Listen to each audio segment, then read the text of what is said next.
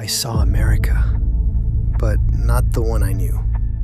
No White House, no Constitution, no freedom. People didn't speak about independence. They were afraid to even say the word republic. And the worst part wasn't that they lost. The worst part was they got used to it. History wasn't just changed. Someone broke it. My name is Anthony Koval. I built a time machine in my garage. The machine threw me out without warning. No coordinates, no time to prepare, just a blue flash, and I hit wet stone in the middle of a crowd.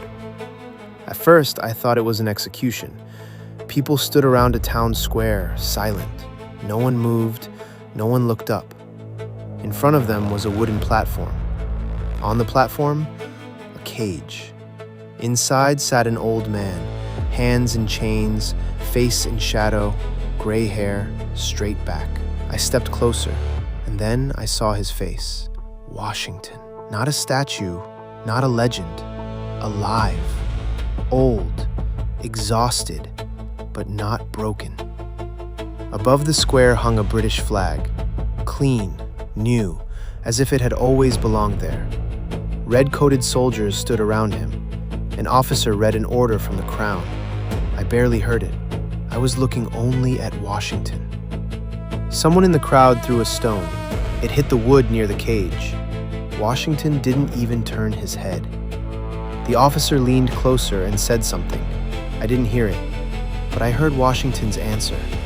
One word. Inevitable.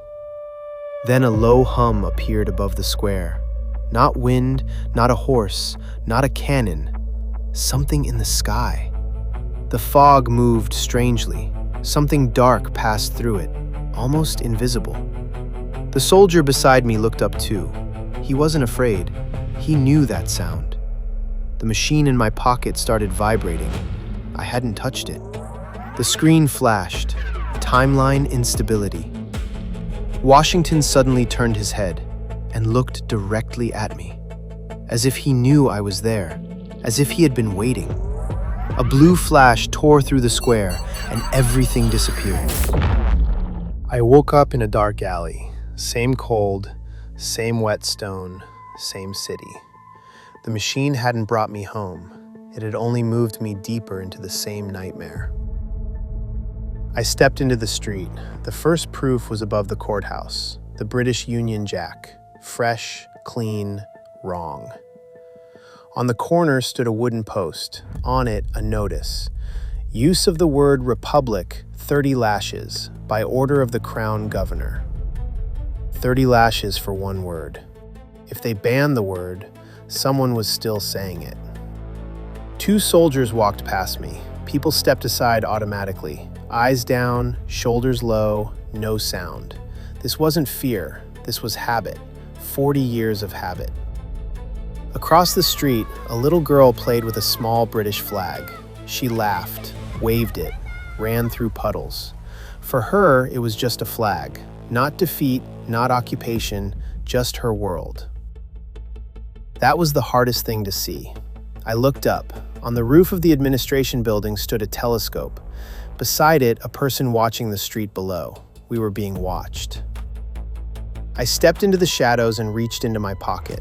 Cold metal. A small fragment I had found outside the city. Light. Too light. A material that had no business existing in 1814. Someone had been here before me, and they hadn't come to observe. Someone pointed me to a house at the edge of town. Small. A garden.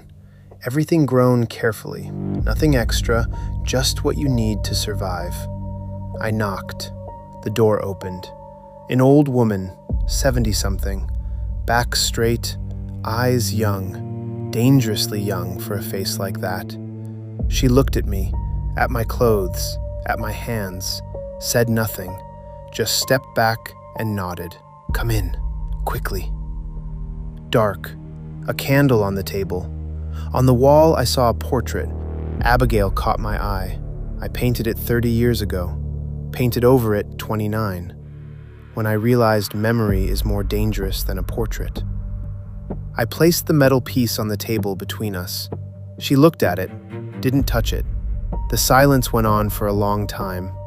Then she said quietly, almost to herself, "I saw something like that night." She started talking, and I stopped hearing the room, just her voice and what it was painting. We were ready, more than ready. Washington knew every hill, every ravine, every tree on that field. And then, our men started falling, one by one, from all directions at once. No army shoots like that. It was impossible.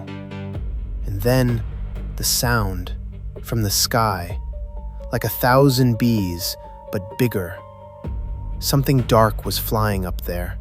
No fire, no wings, almost silent. Our men ran, not from fear, they just didn't know what they were running from. You can't fight something you can't see. The flashback wasn't over yet. Abigail paused and added something I didn't expect, but there was one more thing. Among the British officers stood a man, dressed differently. Not their uniform, not their era. He just stood apart and looked up at those things in the sky and smiled, like he knew, like he had been waiting for that exact moment. I asked quietly, "Did you see his face?" She nodded. For a moment, he turned and looked directly at me, among thousands of people, directly at me, like he knew I would remember. I tightened my grip on the piece in my pocket. Someone organized that defeat, came from another time, with technology that had no business being there, changed everything, did it deliberately. Only one question remained. Why? They led me through 5 back alleys, not a word the whole way, just a hand on my shoulder and a direction, left, right, down. Across from me sat a young man, 25, maybe less, dark eyes, jaw constantly clenched, like he had been holding something in for a very long time. I didn't need to ask who this was. He looked like a person who had heard one name his entire life and learned to carry it like a weight. John, Washington's son. He looked at me for a long time, without words, then spoke in an even voice. So even, it was more frightening than a shout. "You came to ask about my father." Not a question, a statement. I said nothing. They didn't kill him right away. That would have been too simple, too merciful.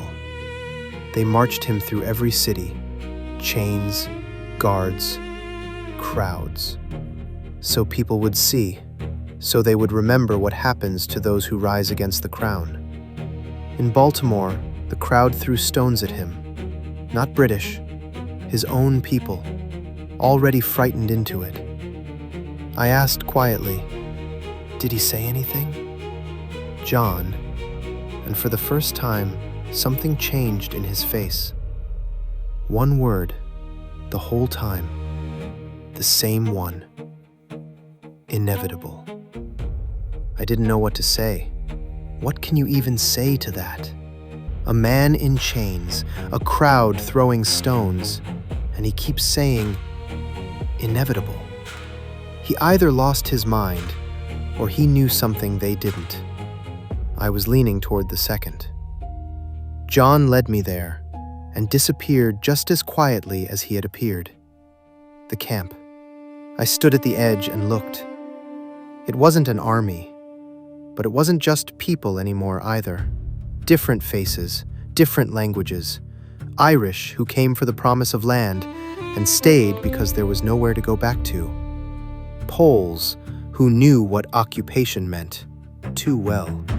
Cherokee and Shawnee, they weren't fighting for America. They were fighting against Britain. There's a difference, and they understood it better than anyone. By the central fire stood a woman, 30 years old, dark hair. She commanded without raising her voice, and it was more effective than shouting. Abigail's daughter, Sarah. She had no memory of freedom, born after. She noticed me, walked over, looked carefully. No extra words. Mother said you're from another time. Yes.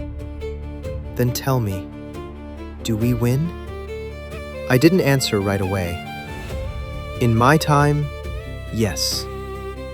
And in this one? Standing beside her was a man, Chief Ahalu, quiet. He wasn't looking at me. He was looking at the fire, but I could feel he heard every word. He said, without lifting his eyes, "Doesn't matter. We fight today." And you know what? That was the most honest thing I'd heard all day. Before dawn, the unit moved quietly, spread out between the trees. Sarah up front, Ahalu on the flank. I walked with them. I didn't know why. I just couldn't stand on the side. First few minutes, everything went well. The British checkpoint wasn't expecting it. The guards were falling back. And then, the sound. Distant, from above. The same hum Abigail had described 40 years ago. Sarah stopped, looked up, but I knew. Fall back, right now, everyone! Too late. Shots from the sides, precise, methodical, impossibly precise for 1814. People were falling without understanding where from. Chaos, screaming, retreat through the forest. On the ground near the destroyed checkpoint, I saw it. Another piece. Fresh, still warm. 3 pieces, which meant they were still here. Which meant someone was still running this. Sarah grabbed my arm. Go! Now! They lost. But Sarah stood up in front of everyone, voice steady, no trembling. Tomorrow again. No one argued. A woman quietly wrapped a wound. An Irishman sharpened his knife. Ahalu was already studying the map. They lost this battle, and probably the next one too. But they weren't going to stop. And there was something in that. Something that no weapon could break. Not even one from the future.